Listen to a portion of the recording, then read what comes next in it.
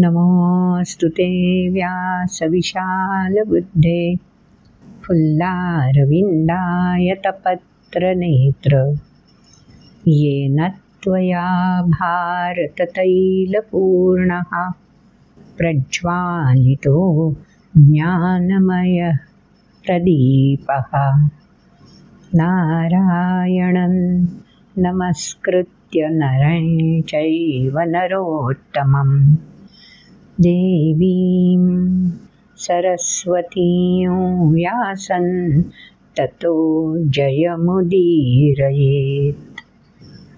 ॐ श्री परमात्मने नमः।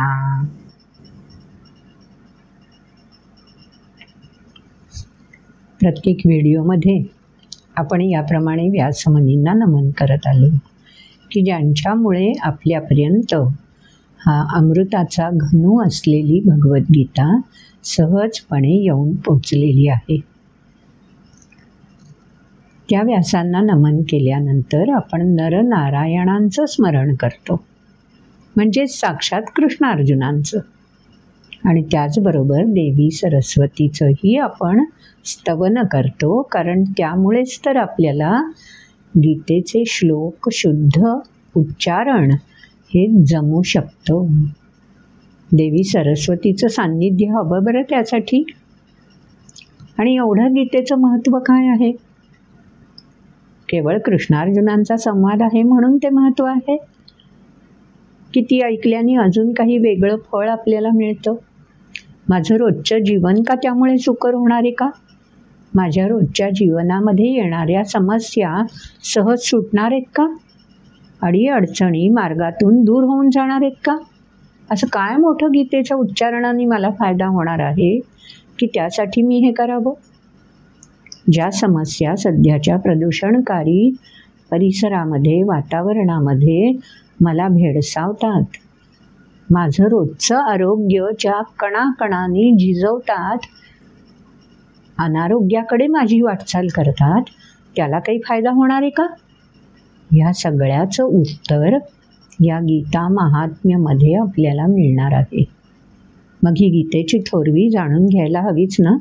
आपल्या कार्यक्रमाचं नावच मुळे आहे गीता गुंजन आणि पैरवी भगवद्गीतेची। मग ही पैरवी जाणून घ्यायला हवी ना, की आपल्या रोजच्या समस्यांवर, आपल्या रोजच्या अडीअडचणींवर आणि आपल्या रोजच्या आनंदी जीवनावर या भगवद्गीतेच्या उच्चाराचा, पठणाचा, अर्थ समजून घेण्याचा काय अपेक्षित परिणाम जो आपल्याला आहे तो मिळतो का? सुरुवातीला ऐकूयात मग गीता महात्म्य। अथ गीता माहात्म्यं। गीताशास्त्रमिदं पुण्यं यः पठेत् प्रयतः पुमान् विष्णोः पदमवाप्नोति भयशोकादिवर्जितः। गीताध्ययनशीलस्य प्राणायामपरस्य च नैव सन्ति हि पापानि पूर्वजन्मकृतानि च। मलनिर्मोचनं पूसां जलस्नानं दिने दिने सकृद्गीताम्भसि स्नानं संसारमलनाशनम्। गीतासु गीता कर्तव्या किमन्यैः शास्त्रविस्तरैः या स्वयं पद्मनाभस्य मुखपद्माद्विनिसृता। भारतामृतसर्वस्वं विष्णोर्वक्त्राद्विनिसृतं गीता गङ्गोदकं पीत्वा पुनर्जन्म न विद्यते। सर्वोपनिषदो गावो दोग्धा गोपालनन्दनः पार्थो वत्सः सुधीर्भोक्ता दुग्धं गीतामृतं महत्। एकं शास्त्रं देवकीपुत्रगीतमेको देवो देवकीपुत्र एव एको मन्त्रस्तस्य नामानि यानि कर्माप्येकं तस्य देवस्य सेवा। महात्म्य तर आपण ऐकलं श्लोकांमध्ये, आता त्याचा अर्थ लक्षात घेऊया. म्हणजे माझ्या वैयक्तिक समस्येवर मला उत्तर मिळणार आहे, सामाजिक समस्यांना ह्याच्यापासून काही फायदा होणार आहे, वैश्विक समस्यांवर काही तोडगा मिळणार आहे. या 3 स्तरावर आपल्याला ह्याच्यात काही सापडतंय का रहस्य उलगडलेलं? बघूयात ना अर्थ विवेचन समजून घेताना. सुरुवातीलाच भगवंतांनी गीता शास्त्रम इदम पुण्यम या समनीने सुरुवातीलाच म्हणून टाकलं की गीता हे शास्त्र आहे, विज्ञानाशी जोडलेलं आहे. सृष्टीमध्ये जे जे साकार आहे ते विज्ञानाशी जोडलेलं आहे. कारण ज्ञान हे साकार नाहीच आहे, ते जाणीवेच्या पातळीवर प्रत्यय देणारं आहे. आणि कुठे जाणीवेच्या पातळीवर प्रत्यय घ्यायला आम्हाला वेळ आहे? आमचं रोजचं जीवन जोडलेलं आहे तेच मुळी या धावत्या पळत्या विज्ञानाशी. आज जे संशोधन आहे त्याच्यापेक्षा जास्त वेगळं काही सुखसुविधा देणारं ऐहिक ऐश्वर्य उपभोगायला मिळेल असं अजून काय संशोधन करता येईल, याच्यासाठी विश्वातल्या प्रत्येकाची आपापल्या गतीने धाव चालू आहे. मग ती शस्त्रास्त्र असतील, खगोलाचं संशोधन असेल, भूमी आणखी कोणती मला निवासासाठी योग्य शोधून काढता येईल यासाठी प्रयत्न असतील, अनेकानेक प्रयत्न.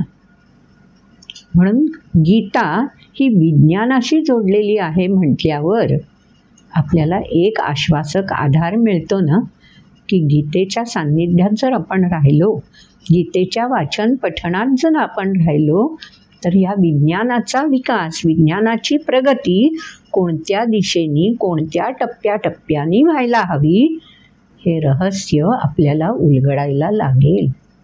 रॅट रेससारखं सगळ्या जगताच्या पाठी धावत सुटायचं की आपल्या सनातन संस्कृतीची अक्षुण्ण विचारधारा समजून घेऊन ह्या विज्ञानाची कास धरायची.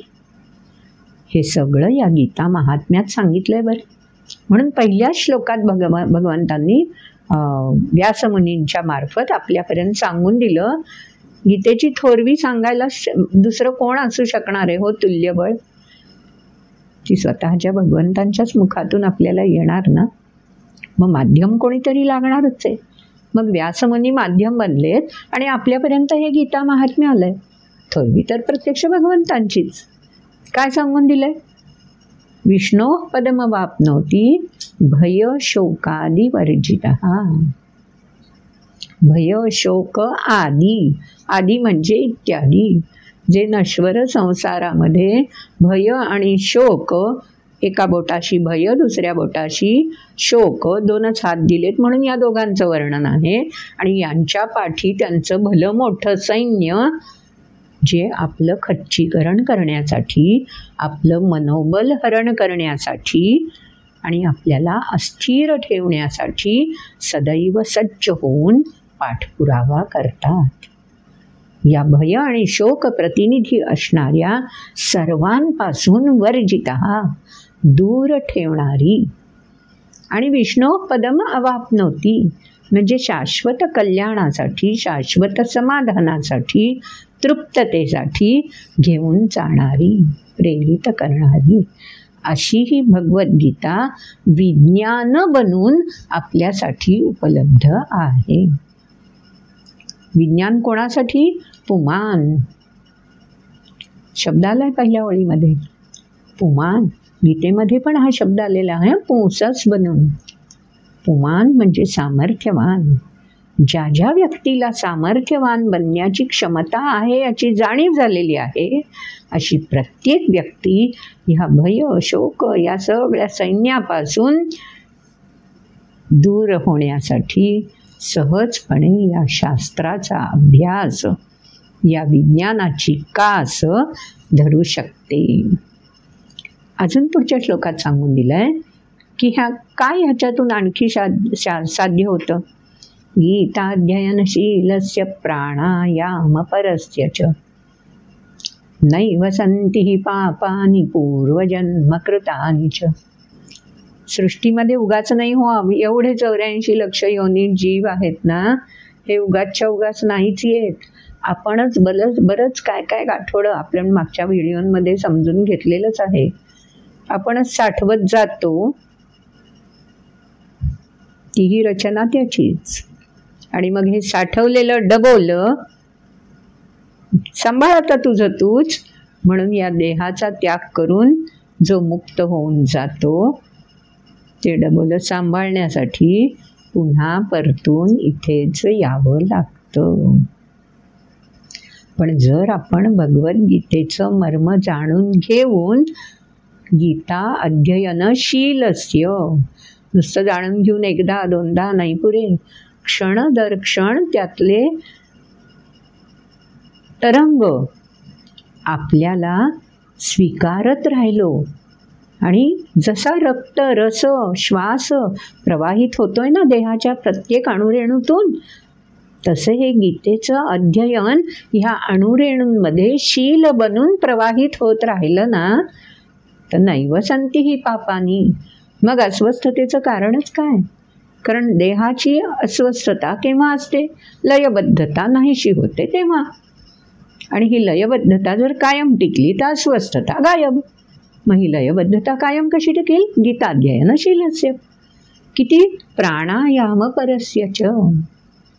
जणू काही आपण प्राण म्हणजे श्वास, आयाम येतोय आणि जातोय, तो जितका या गीतेसारखा लयबद्धतेने होऊन जाईल, त्याची प्रचिती मिळेल, तितकी ही अस्वस्थता आपोआप लयाला जाईल.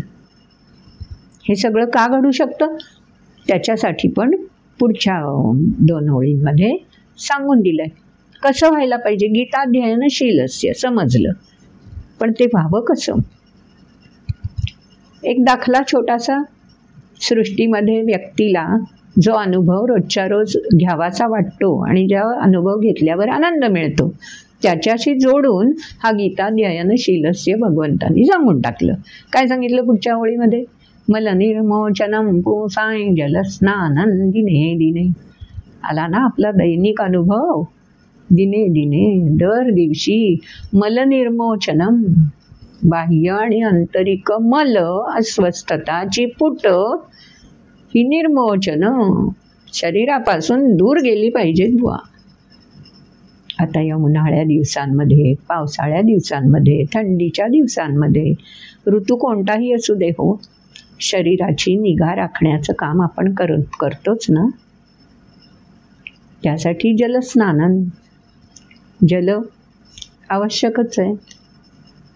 मग हे जसं आपण सहजतेने दिने दिने अंमलात आणतो, अगदी एकदा स्नान करून पुरत नाही छे हो. आम्ही अगदी ना पवित्र वाटावं,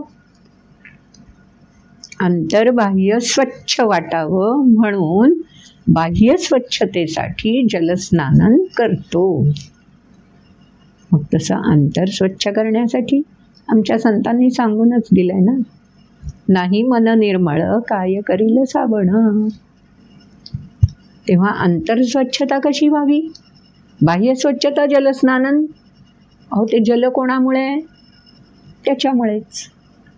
आता सध्या आपल्याला वाटतंय ना, पृथ्वीवरचं पाणी संपत येईल की काय. एका देशात अशी स्थिती आलेली आहे की तिथे पाणीच उपलब्ध नाही आहे.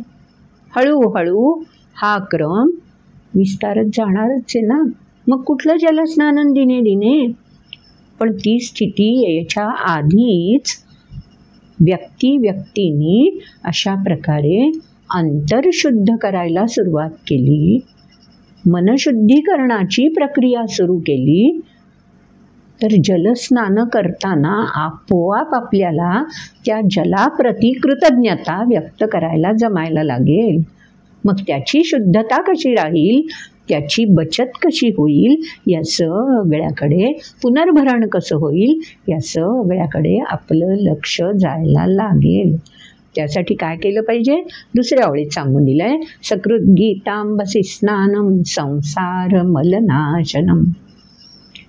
संसारामध्ये, जगतामध्ये, भवामध्ये जे जे मल आहे, प्रदूषण हो आजच्या काळातलं जे जे आहे ते सगळं निर्मोचन नाहीसं करायचं असेल तर काय करायला हवं?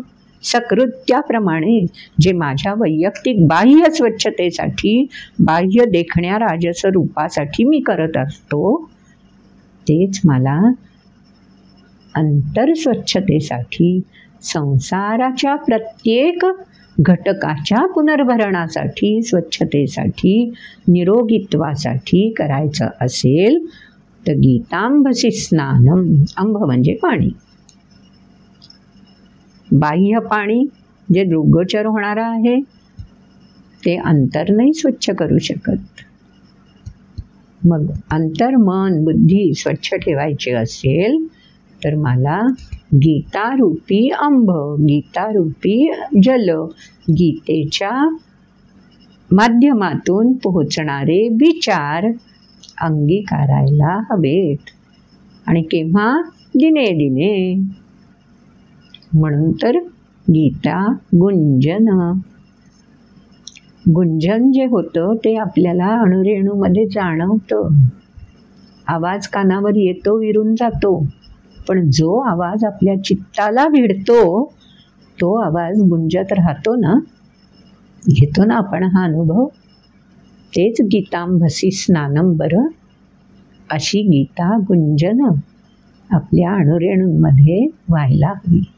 पुढच्या श्लोकात अजून सांगून दिलाय, गीता सुगीता कर्तव्या किमन्ये शास्त्र विस्तरैः या स्वयं पद्मनाभस्य मुखपद्माद् विनिसृता. बाकीचे वेद, उपनिषद वगैरे जे ग्रंथ आहेत ते तुमच्या आमच्यासारख्या मानव असणाऱ्या पण योगी स्थान प्राप्त केलेल्या ऋषी मुनी म्हणून चिंतन मननातून ज्ञान संपन्न झालेल्यांकडून आणि साक्षात ब्रह्मदेवाकडून निश्वास बनून जी स्पंदनं सृष्टीमध्ये सुचारूपणे प्रसारित होत राहिली आहेत ती स्वीकारून या ऋषी मुनींच्या द्वारे प्रकट झाली. ते वेद, उपनिषद. पण ती मुखातून कोणाच्या प्रकट झाली? ऋषी मुनींच्या. ऋषी मुनी कोण? या सृष्टीमध्ये अवतरलेले, प्रसृत असलेले मानवी जीव. आले कोणापासून? उत्पत्ती करता कोण? ब्रह्मदेव. त्या ब्रह्मदेवाची उत्पत्ती परमात्मा पासून. मग ह्या परमात्म्याने स्वतःच जी भगवद्गीता आपल्या मुखकमलाद्वारे निसृत केली, प्रसृत केली, ती स्पंदना आगळी वेगळी असणारच ना. मग ह्या स्पंदनांची किमया जेव्हा आपल्या देहामध्ये, अणुरेणूंमध्ये भिनेल तेव्हा त्याचा वेगळा प्रत्यय आपल्याला मिळणारच ना. पुढच्या श्लोकांमध्ये तोच प्रत्यय भगवंतांनी सांगून दिला. भारतामृत सर्वस्वं. भारत देशाचं नाव आहे आपल्या, तो तर अभिमान असायलाच हवा. पण आमची संस्कृती आम्हाला केवळ एका भूविस्तारापुरती सीमित करतच नाही. आमची संस्कृती वसुधैव कुटुंबकम मानणारी आहे. आणि म्हणून भारत याचा अर्थ, भा म्हणजे तेज, जे सूर्यामुळे सर्वांना सहजपणे समानतेने वितरित होत असतं. या समत्वाची जाणीव ज्यांना ज्यांना होते ते रत. म्हणून जगामध्ये कोणालाही भारत व्यक्तिगत स्तरावर होण्याचा अधिकार आहे. जसं गीतेमध्ये अनेक वेळा अर्जुनाला भारत असा उल्लेख झालेला आहे. स्वतः भगवंतांनी अर्जुनासाठी हे विशेषण वापरलं आहे. भारत हे विशेषण आहे, कोणाही व्यक्तीला ते अनुभवता येऊ शकतं. म्हणून भारत अमृतम सर्वस्वम. अमृत, अमरत्व, शाश्वत, सर्वस्वानी म्हणजे या देहात असतानाच अमरत्वाची प्रचिती मिळवून देणारा भारत, असं हे शास्त्र सांगून दिलंय. पुढे विष्णोर वक्त्राद विनिसृतम. विष्णू म्हणजे आधारभूत असणारा. मागच्या व्हिडिओमध्ये आपण समजून घेतलंय. पालन करता. मग आधार जो आहे, विश्वाधार जो आहे, त्यांनी स्वतः जर हे तत्वज्ञान अमृता समान प्रत्येकापर्यंत त्याचीच क्षमता जाणून घेण्यासाठी पोहोचवलेलं आहे, तर मग ते जर आपण प्राशन केलं, वरती गीतांभसी स्नानम म्हटलंय ना, आता म्हटलंय गीता गंगोदकम पीत्वा. नुसतं स्नान नाही आहे, आत्मसात करायचं आहे. औषधाची बाटली नुसती वास घेऊन बाजूला ठेवली तर त्या औषधाचा अपेक्षित परिणाम होईल का हो शरीरावर? पीत्वा. औषधाचं सेवनच करावं लागतं जर अपेक्षित आरोग्य पाहिजे असेल तर. आहे ना तसंच. मला बुडी मारल्याशिवाय तळातली अगदी छोट्या मुलांच्या गोष्टीतली लाकूड तोड्याची कुऱ्हाड नाही ना सापडत. मग ती लाकडाची असेल, लोखंडाची असेल, अगदी सोन्याची का असे ना, पण बुडी मारल्याशिवाय कुठे गवसते. खरं आहे ना. तेच तर याच्यात सांगून दिलं भगवंतांनी.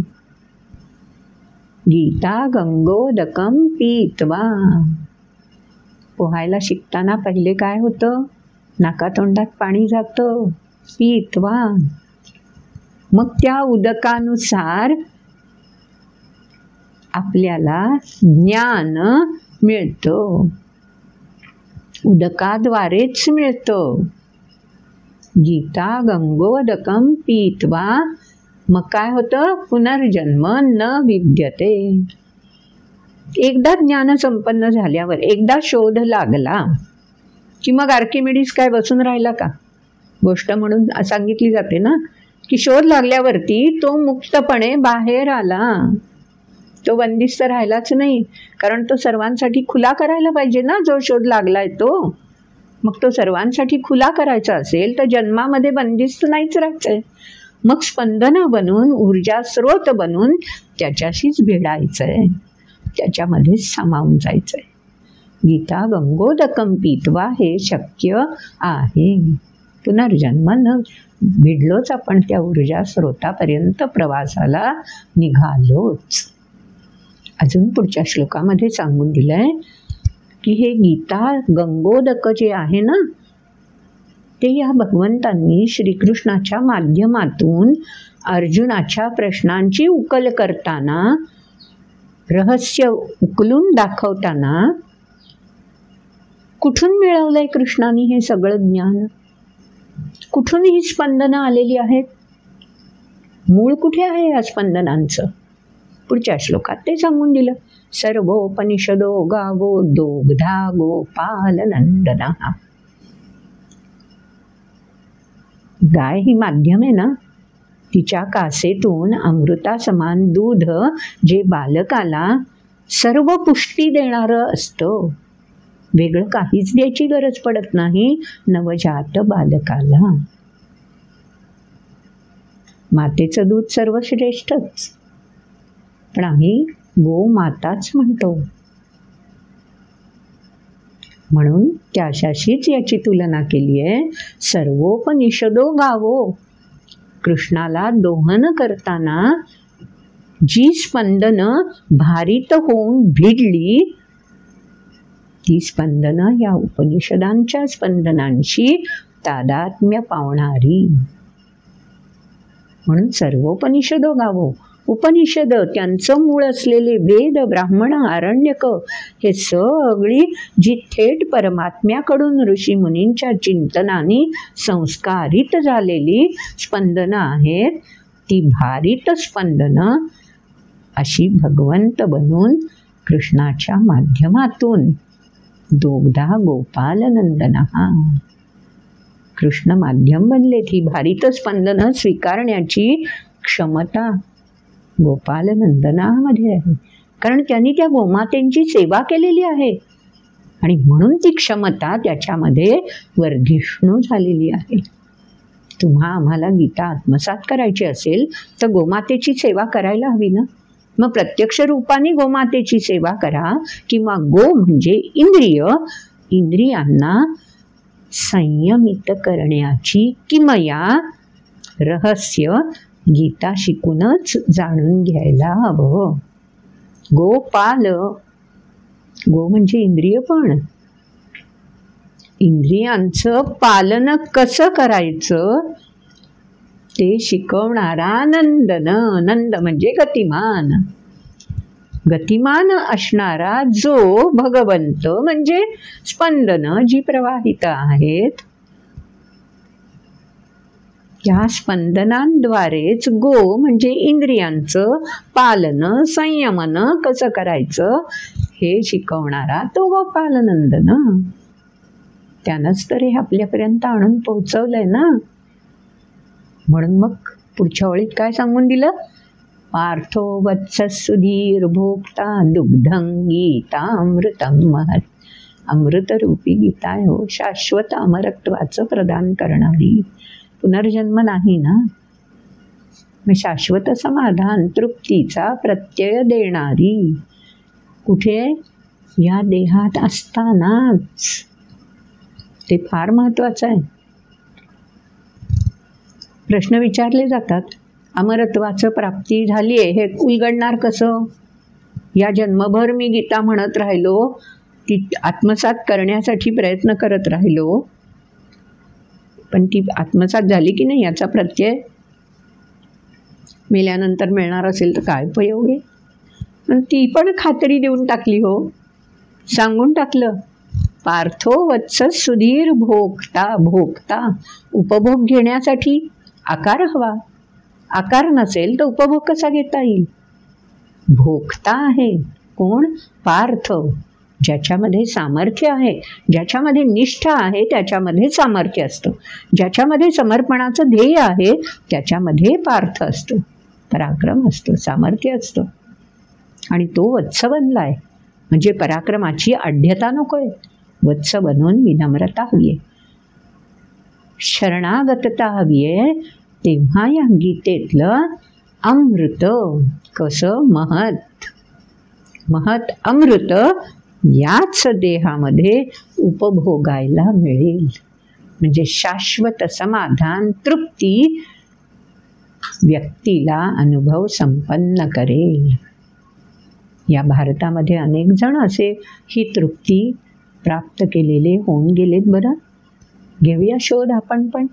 गीता गुंजन आणि पैरवी भगवद्गीतेची या कार्यक्रमाचा तोच तर हेतू आहे. आपण स्वतः असा शोध घ्यायचा आहे, अंतर्मनाचा, समाजमनाचा, विश्वमनाचा. त्यासाठी स्वतःला विकसित करायचं आहे. ते कसं विकसित करता येईल? पुढच्या महात्म्याच्या श्लोकामध्ये तेही येऊन गेलं. कुठलाच प्रश्न भगवंतांनी अगदी गीता महात्म्य व्यासमुनींच्या मार्फत आपल्यापर्यंत आणताना तसाच शिल्लक ठेवलाच नाही. काय शेवटच्या श्लोकात सांगून दिलं? एकम शास्त्रं देवकी पुत्र गीतमेको देवो देवकी पुत्र एव. पुन्हा वास्तवात आणलंय. ती स्पंदनं वगैरे सगळं आहेत हो, पण ती माध्यम कोणाला बनवू शकतात? देवकी पुत्र. देवकी कोण? जिनी ध्यास घेऊन साक्षात भगवंत माझ्या पोटी पुत्र बनून यावेत यासाठी तपस्या केली, साधना केली, उपासना केली. साक्षात भगवंतांना पेलण्याची क्षमता सहज प्राप्त होईल का हो? मग मला देहाची क्षमता देखील अशी वृद्धिंगत करायची आहे की ही भगवद्गीतेची जी अमृतमयी स्पंदनं आहेत ती मला स्वीकारता यायला हवीत. ती रस बनून अमृत बनून माझ्या देहाच्या अणुरेणूतून प्रसारित होत राहायला हवी असतील तर मला ते सामर्थ्य जसं देवकींनी मिळवलं तसं मिळवायला हवं. म्हणून आवर्जून देवकीचा उल्लेख केलेला आहे. आणि हे सामर्थ्य देवकीला प्रदान करणारा कोण आहे? जो पुत्र बनून तिच्या पोटी जन्माला आला त्यानंच तर हे सामर्थ्य तिला प्रदान केलं. बाहेरून कोणी सामर्थ्य नाही प्रदान करत बरं. तो परमात्मा जो आपल्यामध्ये जीव आत्मा बनून निवास करतोय ना, तोच ही देवकी बनण्याची किमया साधायला शिकवतो.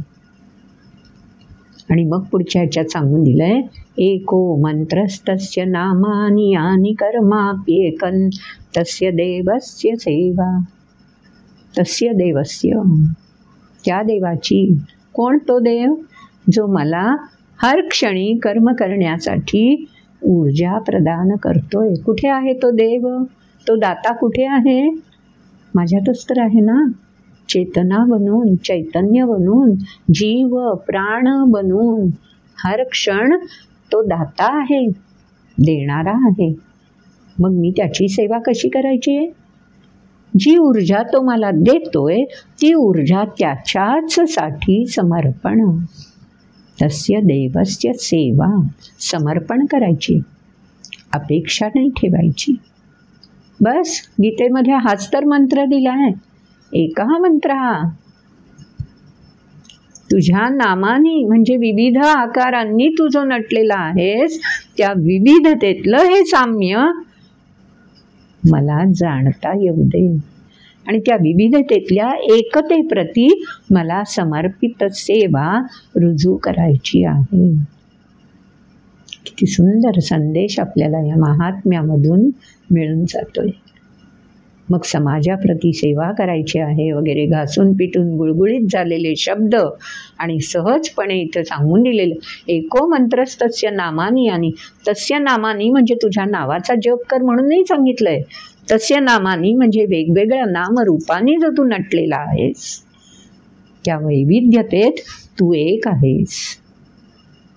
त्या एकाचा मंत्र. मंत्र म्हणजे तारण करता. त्या विविधतेत जो जो आहे तो माझ्यासाठी तारण करता आहे. त्याच्याप्रती मला सेवा रुजू करायची आहे. आणि ती सेवा मी कशी रुजू करू शकतो? जे मला उपलब्ध तुझ्यामुळेच झालेलं आहे त्याच सामर्थ्याच्या साहाय्याने कर्माद्वारे मी ते अर्पण करत राहणार आहे. तेच करणं हे गीतेचं सार म्हणून, गीतेची पैरवी म्हणून आपल्यापर्यंत पोहोचवण्याचा या कार्यक्रमातून प्रयत्न केलेला आहे. आपण जरूर पुन्हा पुन्हा हे व्हिडिओ बघावेत, त्याच्यावर चिंतन मनन करावं. आणखी बरंच काही आपल्याला यातून निष्पन्न होईल, सुचत जाईल.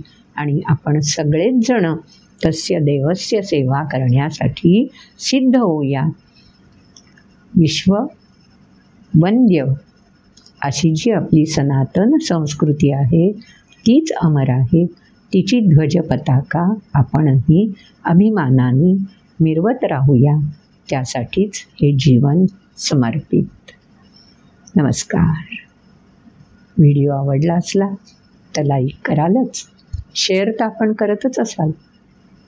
आजपर्यंत सबस्क्राईब केलं नसलं ना तर जरूर सबस्क्राईब करा, म्हणजे मागचे सगळे व्हिडिओ आपल्याला ऐकायला मिळतील.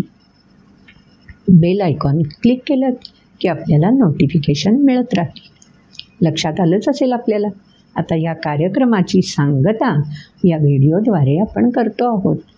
पण आपण आपल्या चॅनलवर असे वैविध्याने नटलेले वेगवेगळे आयाम आपल्यासमोर वेगवेगळ्या पैलूंद्वारे उलगडण्याचा प्रयत्न करणारच आहोत. तेव्हा भेटत राहणारच आहोत आपण पुढल्या व्हिडिओमध्ये. नमस्कार.